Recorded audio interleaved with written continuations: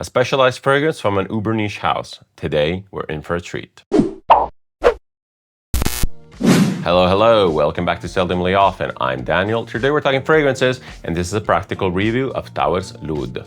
These reviews are for fragrances I have a lot of experience with, multiple wears in many situations, and are meant to give you a general idea of what it feels to wear the fragrance. As per usual, I do a lot of research before buying fragrances these days, but I don't really like to go into details about notes and accords because I don't really think that they help the end user. I'd rather talk about the wear experience as a whole. Today, we're going to be talking about a very special and strange product. Towers L'Oud really transcends the idea of a fragrance. It isn't even a fragrance to me. This is an ode to an ingredient. This is basically for ingredient nerds, or it's for people who are passionate about oud. It's for people who are passionate about natural oud, and you definitely need an acquired taste to even appreciate this. If you're not familiar with Tower Perfumes, it's an uber niche brand from Switzerland, basically manned by one guy, Andy Tower. And when I'm referring to uber niche, I mean those brands with very little employees where the perfumer is actually the creative director, the marketing specialist.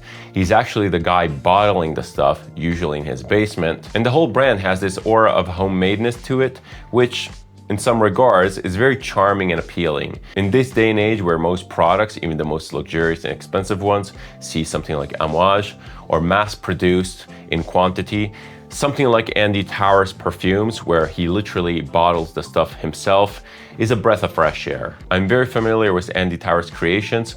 I own mini bottles. I've sampled pretty much everything, maybe except for Incense Extreme. And I generally like the brand. I feel that Andy is very stylish. He's very creative. He as a person is very charismatic.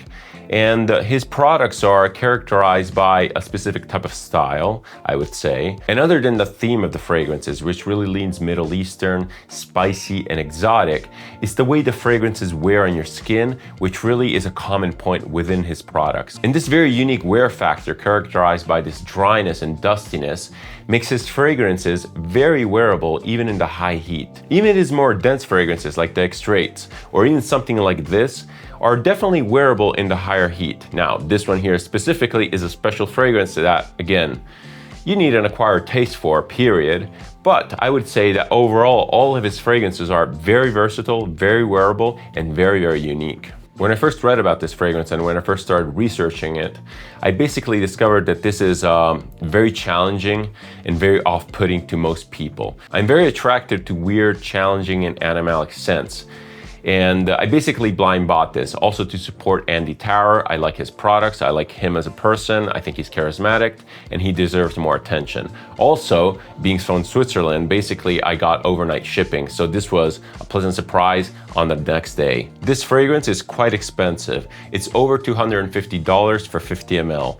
Now, the catch for this is that it's made with natural oud. And even Andy himself basically regards this as like a collector piece or statement piece, almost transcending really the fragrance concept or the usual fragrance concept.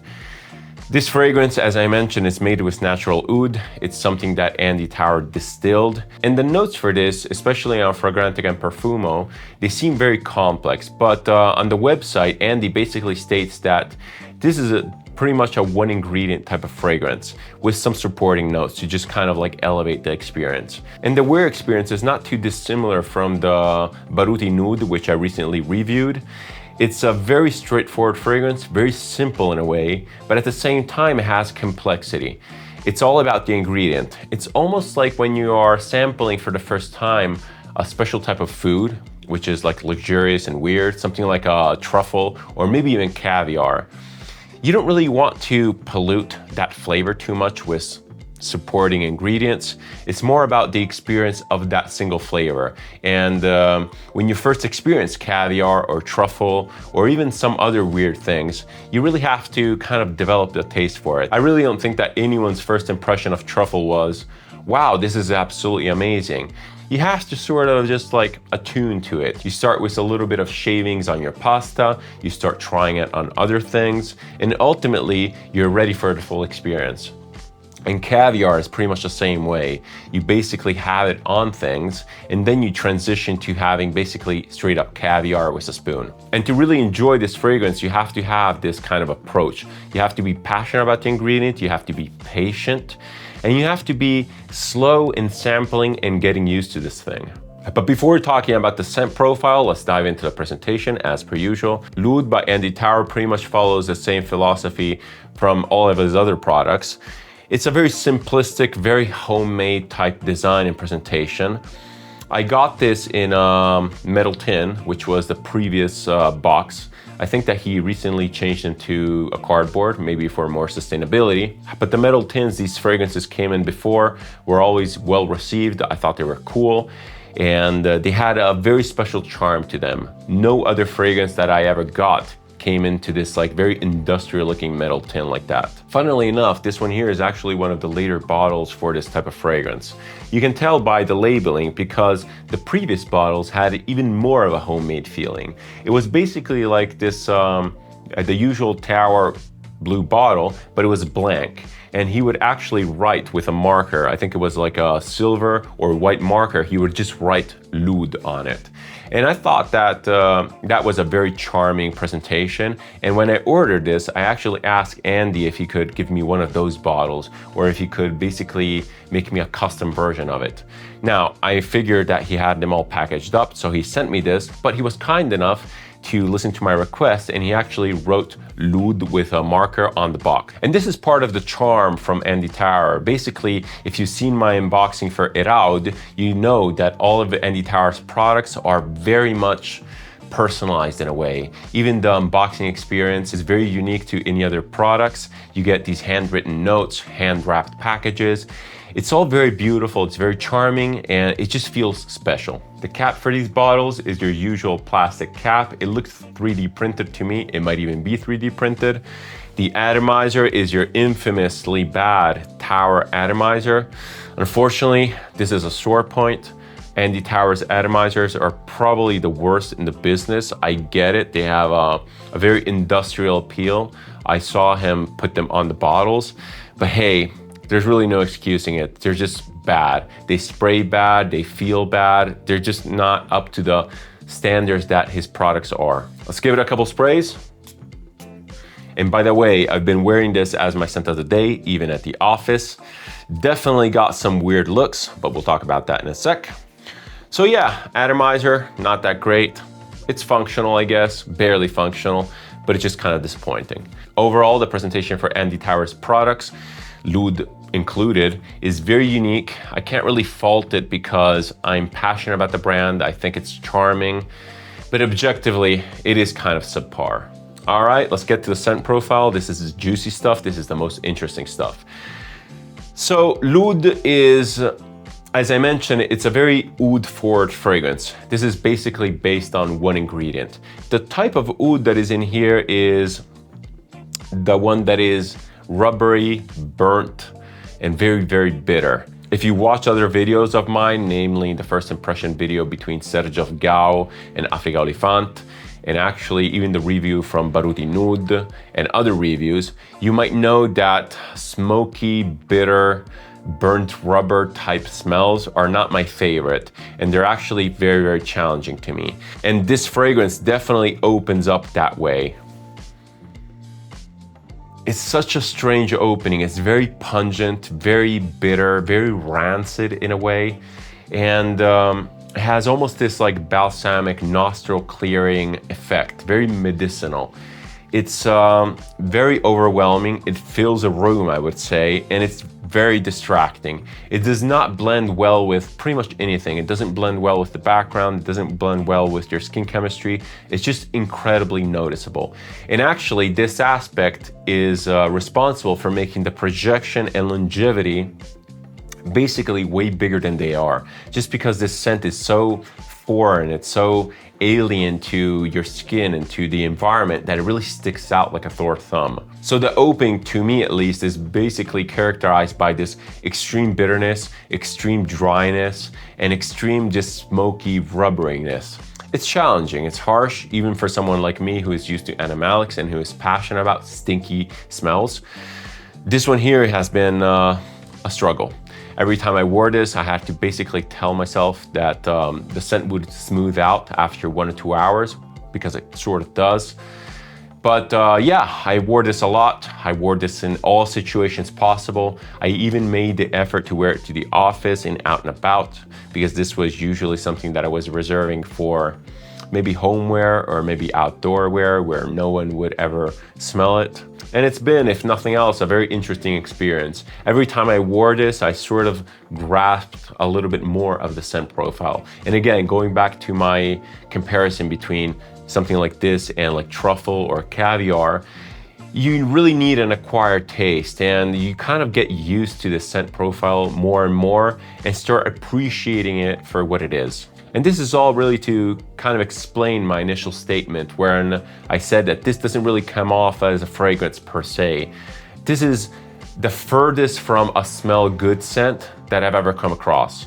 It's so far from being a fragrance that it almost lacks intentionality. It's almost like Andy Tower just kind of like gathered the ingredient and just let it do its thing, and without really interrupting it or interfering. And there's an aspect to this approach which is very romantic and poetic and very respectful. But on the other hand, I really appreciate when a perfumer puts the fingerprint on a product. They really design it with intentionality and purpose. And this one here really doesn't have that. Okay, so I talked about this thing kind of smoothing out after a bit.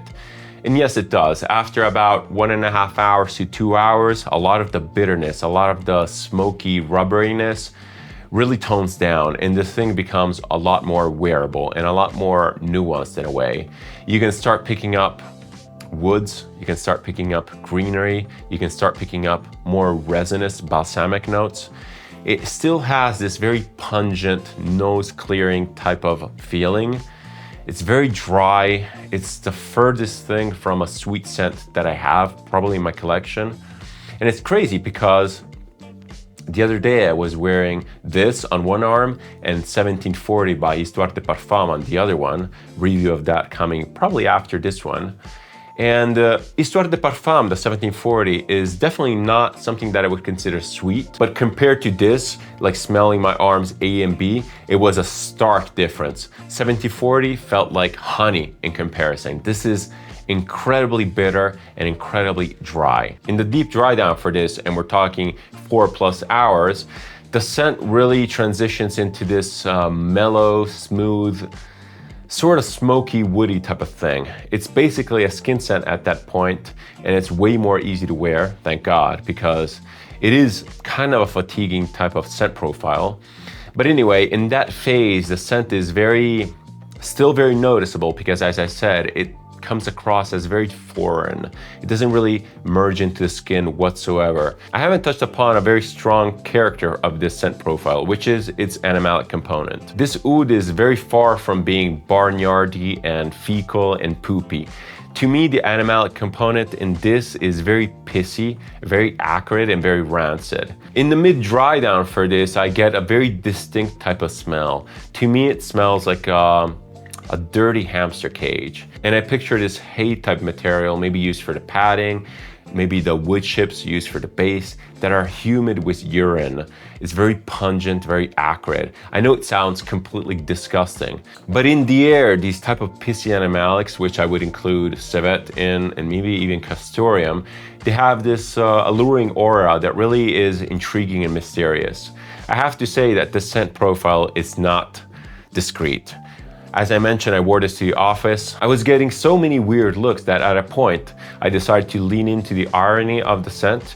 And in order to justify me being such a smelly thing, I basically said that I was testing this obscure experimental fragrance, to which all my colleagues were like, oh, that's what that smell is.